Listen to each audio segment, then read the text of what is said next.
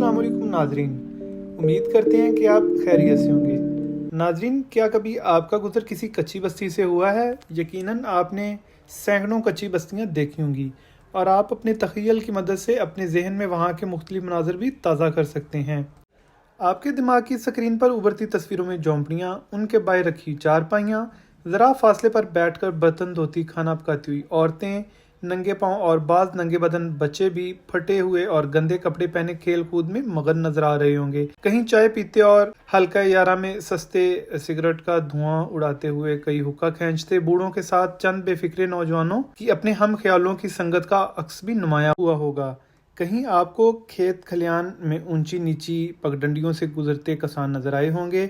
इसके साथ साथ ही आप बेतरतीब गलियों, ऊंचे नीचे रास्तों पर गंदे पानी और गलाजत के साथ बेशुमार मक्खियाँ और कुत्ते बिल्लियाँ भी देख रहे होंगे, जिनके आवारा और पालतू होने में तमीज़ मुश्किल होती है। कच्ची बस्तियों में हशरात और सांप आमतौर पर ही पाए जाते हैं। नाजरीन, खासकर बरसात के मौसम में इनकी मौजूदगी ज्यादा ज़ाहिर होती है। ऊपर किए गए तस्वुरात यकीनन दुरुस्त हैं, लेकिन इसमें सांप का जहर भी शामिल कर लीजिए। स्पेरों या जोगियों का किरदार हमेशा ही से पुरस्कार रहा है। इन जोगियों की रोजी रोटी का दारोमदार ही सांपों को पकड़ने और गली मोहल्लों में तमाशा दिखाने पर होता है। जहरीले सांपों के साथ शबो रोज बसर करने वाले ये जोगी सांप के जहर का त्रियाग किसी दवाई या जड़ी बूटी से नहीं बल्कि सांप के मनके से करते हैं। नाजरीन, हर सांप तकरीबन 4 महीने रेत में और मिट्टी में रहता है और इसका जहर सर के ऊपर जमा होता रहता है, जहां एक सख्त गठली सी बन जाती है जिसे मनका कहते हैं। ऐसे सांप को पकड़कर मखसूस जड़ी बूटियों से बना मशरूब पिलाते हैं, जिसे पीते ही सांप कै में अपना मनका बाहर निकाल देता है। सांप का ये मनका हर जोगी की ज़िंदगी की ज़मानत होता है। अमूमन किसी भी सांप को काबू करने के लिए बीन इस्तेमाल की जाती है, जिसको बजाना भी एक फ़न समझा जाता है। बीन की सुरीली आवाज़ से सांप बेख्तियार होकर झूमने लगता है और स्पेरा इस मौके का फ़ायदा उठाकर उसको पकड़ लेता है। बाज़ स्पेरे सांप और न्यूले की लड़ाई दिखाकर रोज़ी कमाते हैं। खाना बदोशी की ज़िंदगी गुजारने वाले ये स्पेरे हमारी सकाफत और तहजीब का अहम हिस्सा समझे जाते हैं। भारत की रियासत तमिलनाडु में सदियों पुराने कबीले ओरोला के अरकान का काम भी स्पेरों की तरह सांप पकड़ना ही है, लेकिन वो इन सांपों को बीन बजाकर इंसानों के सामने झूमने पर मजबूर नहीं करते। वो तफरीह तबाह की खातिर इन सांपों को न्यूले से लड़ाकर चंद खनकते सिक्के जमा नहीं करते। रोला कबीले के ये लोग इन सांपों की जान लिए बिना इंसानों की ज़िंदगी बचाने का काम करते हैं। वो ऐसा क्यों करते हैं, ये राज को जानने के लिए हमें इस कदीम कबीले के पस मंज़र में जाना होगा। नाज़रीन, भारतीय शहर चेन्नई के मुज़ाफ़ात में वाक़े साली गांव में कारोबार ज़िंदगी का आगाज़ हो चुका है। खलीज बंगाल का पानी सूरज की किरणों की वजह से चांदी की तरह चमक रहा है। साहल के करीब ही राजेंद्रा नामी शख्स एक पटारी कांधे से लटकाए ज़मीन पर कुछ तलाश कर रहा है। राजेंद्रा का तल्लक अरोला कबीले से है। ये इंडिया के कदीम तरीन कम्युनिटीज़ में से एक है, जो रियासत तमिलनाडु की शुमाल मशरकी साहली पट्टी के साथ ज़माना कदीम से रहाइश पजीर हैं। इस कबीले के बशिंदों की शनाख्त सांपों के मुतल्लिक़ बेपनाह मालूमात और महारत से है। इस गांव को गैर मरई तौर पर भारत के सेहत आमा के निज़ाम में नहायत अहमियत हासिल है। राजेंद्रा का रोज़गार भी इन्हीं ख़तरनाक जहरीले सांपों से वाबस्ता है। इन्हीं सांपों के साथ खेलकर जवान होने वाले राजेंद्रा का कहना है कि बहुत से लोग सांपों से खौफज़दा होते हैं, लेकिन हमें याद रखना चाहिए कि सांप को सिर्फ अपने तहफ़्फ़ुज़ से दिलचस्पी होती है, और अगर उसे आपसे ख़तरा महसूस नहीं होगा तो वो कभी आप पर हमला नहीं करेगा।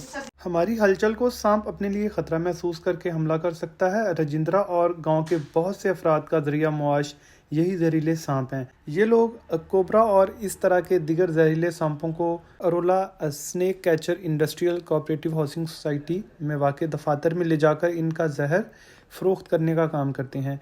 1978 में कायम होने वाली इस सनती सोसाइटी में पकड़े गए सांपों का जहर कशीदा करने का काम सरअंजाम दिया जाता है।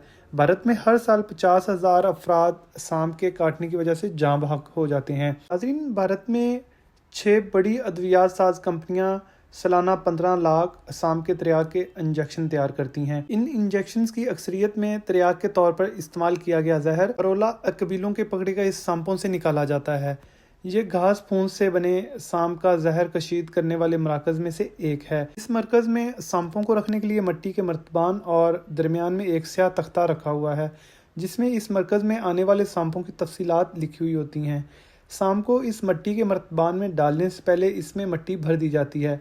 इसके बाद सांप को इसमें डालकर इस मर्तबान का मुंह एक जालीदार कपड़े से ढक दिया जाता है کہ ہوا اندر جاتی رہے اور سانپ باہر نہ نکل سکے۔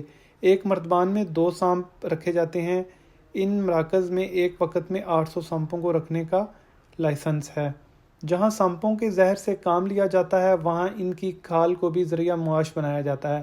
20ویں صدی کے وسط تک ہزاروں ارولا کا ذریعہ معاش کھال کے لیے سانپوں کا شکار کرنا تھا، لیکن اپنی دیوی کی تنظیم میں وہ سانپوں کا گوشت نہیں کھاتے۔ ناظرین، مقامی چمڑا رنگنے والے انہیں ایک سانپ کی کھال کے 10 سے 50 روپے تک ادا کرتے تھے اور پھر کھالوں کو پروسیس کر کے امریکہ اور یورپ برآمد کیا جاتا تھا، جہاں کی فیشن انڈسٹری میں سانپ کی کھال کو نہایت اہمیت حاصل ہے۔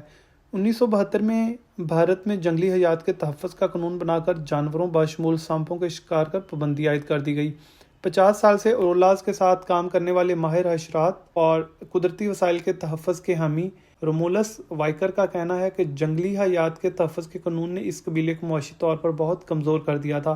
ریگستانی یا پہاڑی علاقوں میں پائے جانے والے سانپوں میں زہر کا اثر زیادہ ہوتا ہے۔ سانپوں کے بادشاہ کو بلیک کوبرا کہا جاتا ہے، جس کی عمر 100 سال ہو جانے کے بعد وہ نہ صرف اپنا رنگ بلکہ حلیہ بھی تبدیل کر سکتا ہے۔